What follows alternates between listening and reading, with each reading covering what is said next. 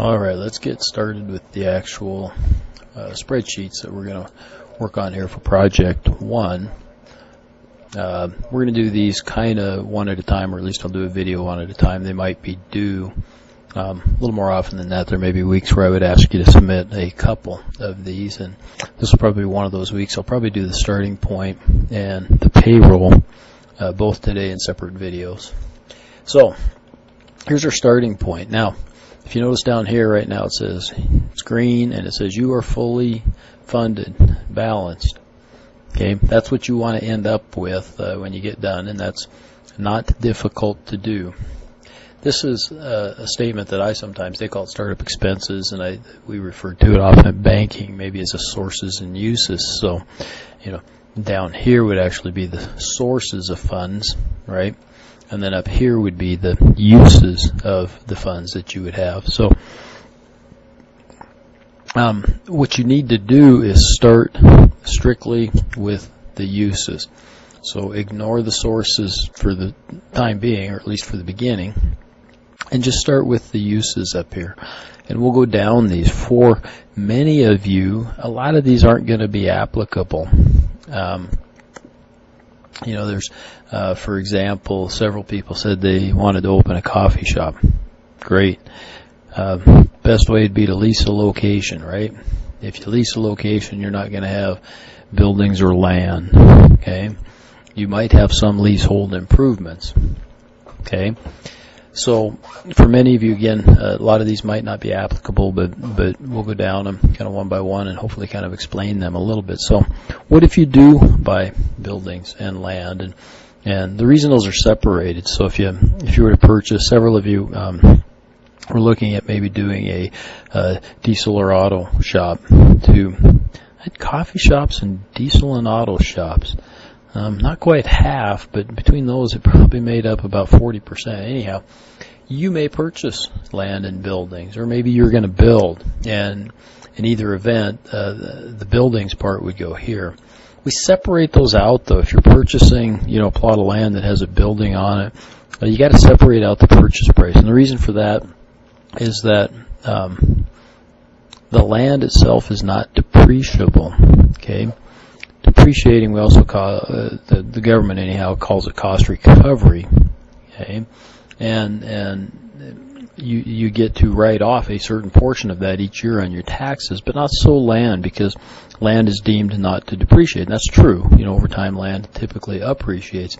Actually, a lot of buildings do as well, as long as they're kind of taken care of. But in any event, if let's say you purchased a building and land for $150,000, okay, we're gonna call the land worth 50 and the building worth 100. Do I need precision on this particular? No. In fact, on this worksheet and throughout the workbook, we're gonna go with best estimates. I really want you to understand the numbers. If you take entrepreneurship from me, my expectation is, of course, that you'd get a lot more detail in this, and you'd have more references and resources where you'd back up some of your numbers. But in this case, for the most part, best guesses. There may be some things that you need to look up. So, okay. So what would be the division? A realtor would probably have to tell you. If you really got some questions about it, you could ask me, and we'll make a best estimate about that. Okay, leasehold improvements. If you only have land and buildings that you purchased, you would not have leasehold improvements.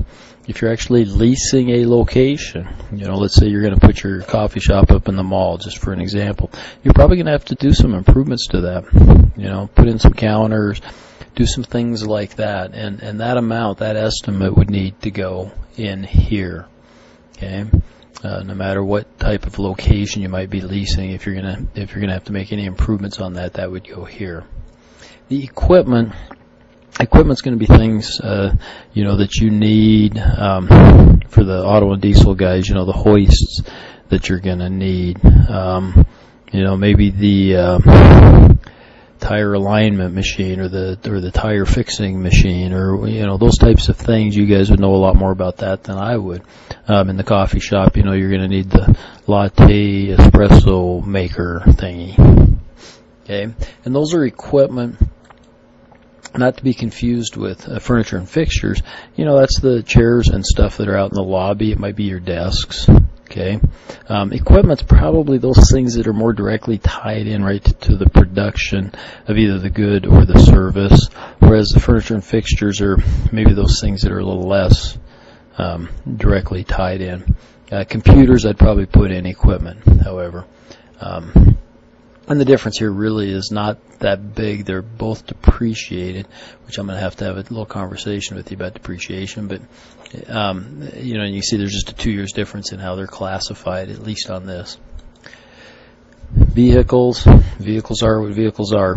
Some of you may have if you had a delivery service, or if you have some kind of a business where a vehicle required and you're going to purchase a vehicle for the business, you'd put that in here. Some of you might have businesses where you're going to use a vehicle just occasionally. In that case, you might just lease the vehicle from yourself, okay, or pay yourself mileage for the use of that vehicle. Okay, and odds are that's what you do, is just pay yourself mileage for that vehicle. Okay. So you have to decide and tell me, if you want, you can put notes in on any of these things too over here if you want to, and I'd appreciate it if you could do that to add some explanations. Others, the catch-all, right? You may have a unique business where you're going to have some other that you're going to have to put in there on fixed assets. Don't worry about the total, it's going to do that for you. I'm going to go back and have a discussion about the depreciation, because the recent tax law actually kind of changed the depreciation rules. Equipment, furniture, fixtures, some of those things are actually, the government's going to let people write those off immediately, okay, in the first year that they're purchased. That's the full cost recovery, kind of unusual. That would not apply to real estate, but it would apply to all of these categories down here. Now, I'm leaving these in here, and why?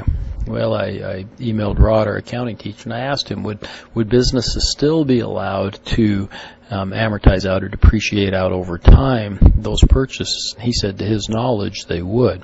Okay, why we might be a little bit nebulous or not exact on this is because we don't know for sure. The tax law is brand new. Why would somebody want to go ahead and depreciate it? Most businesses in the first year or two don't make a lot of money, right? So writing off those, especially in the first year, writing off the full expense of those things, you're writing it off against a loss anyways. Sure, you'd have a net loss that would carry forward, but to be able to appreciate that over time might allow you to average your losses and eventually income maybe a little bit better. And it might, I think in most cases, oftentimes anyhow, would be a better case scenario for taxes over the 4 or 5 year period of time. So that's my explanation about that. It's kind of apart from us doing the work on these and whatnot, but you guys need to understand how that has changed in the new tax law. So down here, keep in mind, especially for this one and some of these others, it's things that we're going to spend money on before we open. Okay, before we open. Eventually, you're going to come here and you're going to work on operating expenses, right? And these are going to be the expenses that you're going to have after you open, right? And so just to give you a little idea, payroll's here, but payroll's going to be entered in. Where the heck is that? Hang on just a second here. In fact, I'm going to pause for just a second. So your after you open payroll, I needed to come all the way over to the income statement. It's going to show up here, income or profit and loss statement. It's going to show up here. Okay, that's after the fact. Month 1, right? Month 2, et cetera, et cetera. It's going to show up here. Okay, so the only thing you'd put in here is if there's pre-opening. Let's say you're going to put the coffee shop up at the mall, and maybe you're going to hire some people. This doesn't include yourself. Okay, you don't get to pay yourself anything, sorry. But let's say you need to hire some people to come in and help you set it up, clean it, put up some posters, whatever the case may be. Okay, that would be the pre-opening salaries and wages. Probably going to be pretty small for most of you, unless you had something that was going to require a big amount of remodeling that you were going to do yourself and not contract out. If you contract it out, it's probably going to show up here in the buildings, right? If you had a big amount of money. Prepaid insurance. Most insurance agents are going to want you to prepay for at least 6 months or a year. You're going to need property and casualty, probably, if you had inventory, that kind of stuff.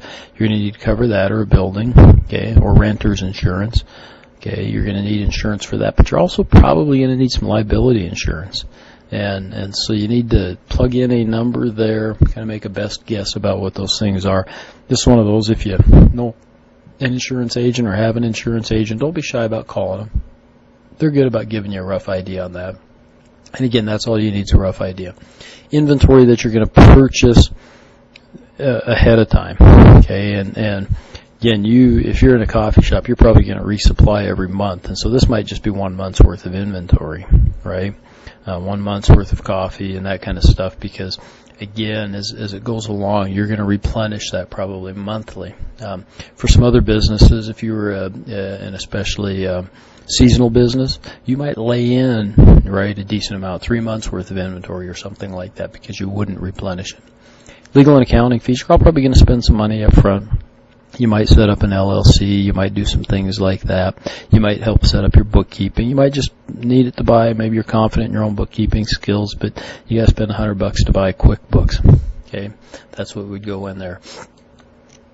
Rent and utility deposits. A lot of places are going to require a deposit plus maybe first month's and last month's rent. Okay, and that could go in here, right? So that may be, if your rent's $1,000 a month, so a deposit might be $500, and so you might have to put in $2,500. Okay, in that case, when you get to the operating expense, you wouldn't have to put anything in the first month for rent, right? Maybe only in the second. Utility deposits, oftentimes to set up power, lights, water, sewer, you may be required to pay some kind of a deposit there. If you have an established account, probably not. If you don't have an established account, they might require that. Supplies, that would be things, let's go back to the coffee shop, because there's going to be a little difference here. There's inventory, and in fact, the cups that you sell your coffee in is going to be considered an inventory. Okay, if you sell cups, to the public as well, that's going to be inventory. But the hand towels and the paper towels and the wash rags and those types of things, those are going to be supplies. And so we have to kind of distinguish between those two. Advertising and promotions. Again, when you get to the operating expenses here, you're going to spend money on advertising throughout. But in this case, I'm only interested in the stuff that you might spend ahead of time. And you would, right? You might have some pre-opening ads. You might have to purchase some signage, okay? Signs for the building, maybe a sign for your car, those types of things. And so you certainly are probably going to have some pre-opening advertising costs, and that's where that would go, but not the ongoing stuff. Licenses, some of you have chosen things that might require a license. And some localities require licenses. Havre doesn't have any business license, separate business license fees. But you do, everybody, you got to register your name, okay, and you might have to file, which is, I think, $15 or $20 with the Secretary of State's office. You might also have to file, if you're going to have an LLC or something like that, $15 or $20 with the state on that. And certain businesses require licenses as well. If you were going to be, I think one is a daycare, and it might have a license. Okay, there might be some licenses that you have to buy with the state there. I don't know. You'll probably have to tell me some of those. Other initial startup costs. Again, the other is a catch-all. Each business might have some separate things that would be included in there. For you guys, for auto and diesel shops, the other up here might be like your tools, and they might be separate from equipment. Okay. Then working capital. Everybody's going to be required to have some working capital. The SBA says that they'd like to see the first 6 months of operating expenses. Golly, we haven't done the operating expenses yet. But you can kind of look through these categories, and you might get some ideas what 1 month is. maybe 1 month is you kind of look at it, so that's going to be about $1,000. Okay, well, I better have $6,000 in working capital. And keep in mind, we can always come back and change this, and so it's again, you can make your best guess at this point in time, and then we can come back and change it. That's going to give you some totals here. You'll have a total for fixed assets, a total for operating capital, and then you'll have a total required funds. Let's just say that's $100,000. Okay. I want this next part to be as easy as you can make it, and please make it really easy. Okay. If your uses up here, or your fixed assets and operating assets, are $100,000, this needs to be $100,000. Okay, and just make it happen. In other words, don't fret a whole bunch over it. But I would say this: let's say if my land and buildings add up to $50,000 total, then I would finance that, and typically I would finance 80% of that, so I would finance $40,000. Okay. Let's say my equipment added up to $20,000. Let's say it's $30,000. Okay, my equipment and fixtures and furniture and fixtures. And my vehicles. Let's say all three of those added up to. Let's go back and do just the equipment and the furniture and fixtures. Okay. Or leasehold. Let's just say that's $30,000. Again, I might be able to finance 80% of that, or $24,000. And the 80% is not a hard and fast thing. Okay. Then, if I bought a vehicle, let's see, I got 30 and 50, so I'm at 80. Then let's say I bought a cheapo vehicle for $10,000. My example here is turning out to be not so good, but so I could finance $8,000. Okay. And remember, I said that this was $100,000 total. Okay, and let's just hang on. I'm just going to put in a plug number here just for the heck of it. Yeah, there's my $100,000. So it says I still need $28,000 of funding. Well, I could either do some on credit card debt, or I could do owner's equity. Okay, and I want you to make that balance that easily, right? Okay, kind of calculate. And I do want everybody to take on some debt. Some of you have taken on some really small enterprises, and that's awesome. One example was maybe an in-home daycare. Perfect. Are you going to spend much money? No. Would you need a loan? Not necessarily, but I'd like you to show a loan just so that you have the experience of plugging those numbers in. So what would you do? Well, if I were doing that and I was going to have an in-home daycare, I'd come up here and say, well, I got to remodel the basement, and I'm going to spend $3,000 on remodeling the basement, so I'm going to have a commercial loan then for $2,400. And that's fine. I don't really care that the size of these numbers are big or small. That doesn't matter. It's all the same. This is really scalable. It's really easy to make it go up or down. Okay, so I don't really care if the numbers are big or small. If your daycare, if your total up here is $10,000, that's fine. Okay, you might only be borrowing $3,000. It's fine. It's perfect. There's nothing wrong with that. Okay, plug it in, make sure this balances, and then you're going to be golden on the startup. And there you go.